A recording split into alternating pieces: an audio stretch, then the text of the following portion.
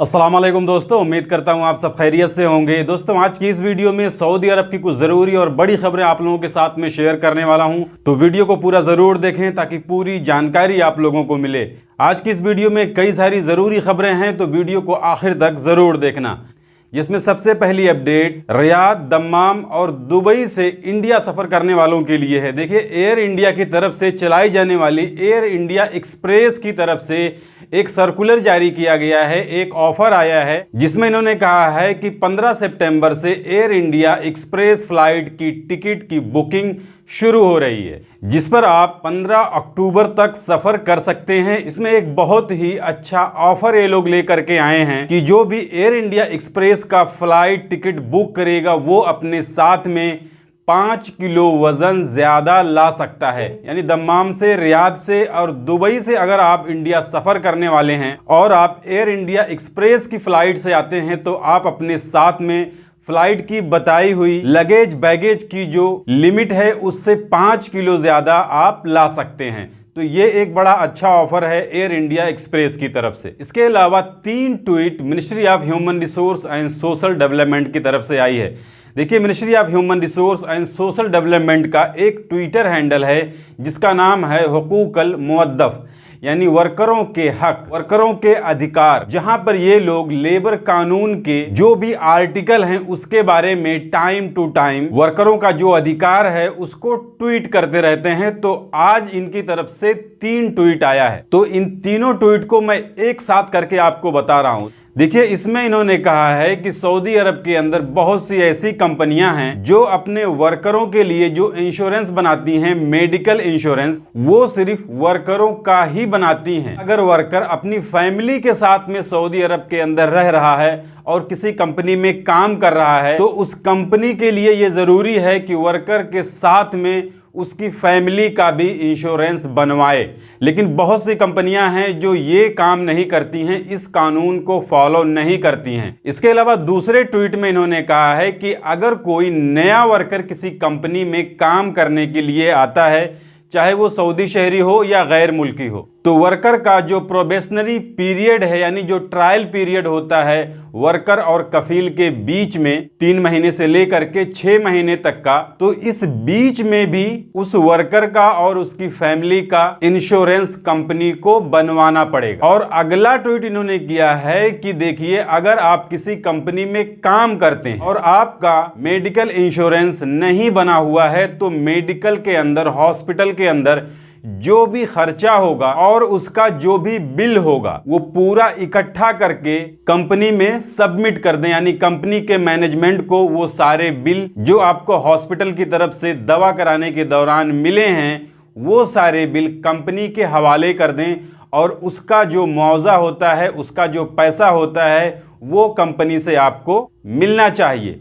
अगर कंपनी उस बिल को लेने से इनकार करती है तो मिनिस्ट्री ऑफ ह्यूमन रिसोर्स की तरफ से साफ साफ कहा गया है कि सिस्टम में इतना पावर है कि हुकूमत आपको, आपका जो भी खर्च हुआ है हॉस्पिटल के अंदर, मेडिकल के अंदर, वो सारा का सारा पैसा लेबर मिनिस्ट्री की तरफ से आपको दिलाया जाएगा। और सिर्फ आपका नहीं, अगर आपके साथ में आपकी फैमिली भी है तो उसका भी जो भी हॉस्पिटल का खर्च होगा उसे भी कंपनी को पे करना पड़ेगा। इसके अलावा एक और अपडेट सऊदी पब्लिक प्रोसिक्यूशन की तरफ से आई है जिसमें इन्होंने कहा है कि सऊदी अरब के अंदर अगर कोई शख्स किसी बच्चे को एकांत में ले जाता है, सुनसान जगह पे ले जाता है और उसको जो है मोलेस्ट करता है तो उसको 3 साल की सजा हो सकती है।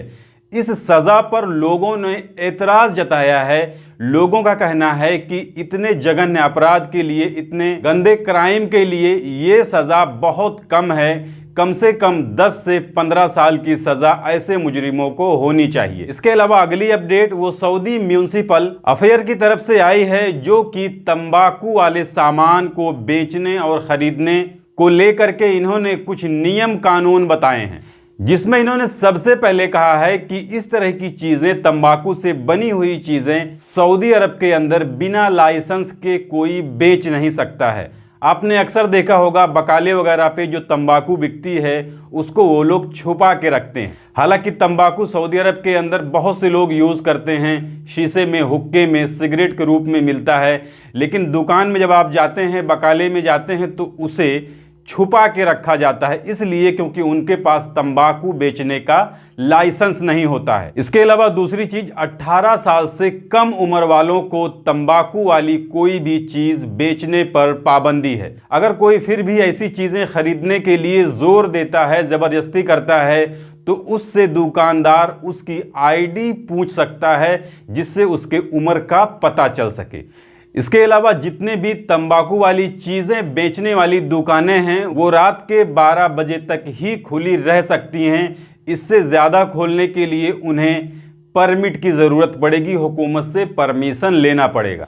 चौथे नंबर पर इन्होंने कहा है कि तंबाकू वाली कोई भी चीज़ जिस तरह वो आती है पैकेट के अंदर, तो उसको आप खुला नहीं बेच सकते हैं। यानी सिगरेट का पैकेट जो है उससे आप 1-2 पीस नहीं बेच सकते हैं, या जो चीज़ें पैकेट में आती हैं उसको आप किलो के हिसाब से नहीं बेच सकते। पुड़िया या टेबलेट के रूप में तंबाकू वाली चीज़ों को बेचने पर पाबंदी है। सऊदी अरब के अंदर तंबाकू से बना कोई भी प्रोडक्ट, कोई भी चीज़ का प्रचार करने पर पाबंदी है। इसका कोई किसी भी तरीके से प्रचार नहीं कर सकता है।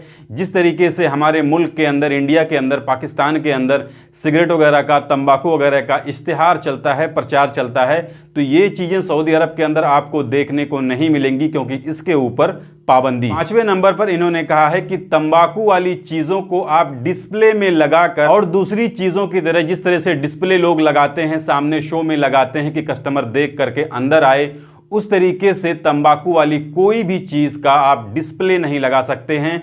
बाहर दुकान के सामने काउंटर पर इन सब चीज़ों को आप कस्टमरों को दिखाने के लिए, लुभाने के लिए नहीं लगा सकते हैं। इसके अलावा अगली अपडेट वो जापान की है। देखिए, जापान के अंदर पिछले 24 घंटे के अंदर 1,57,000 नए कोरोना के मरीज पाए गए हैं और 220 लोगों की मृत्यु हुई है। तो अब पता नहीं इस कोरोना जैसी बीमारी से कब तक लोग जूझते रहेंगे, कब इस बीमारी से छुटकारा मिलेगा।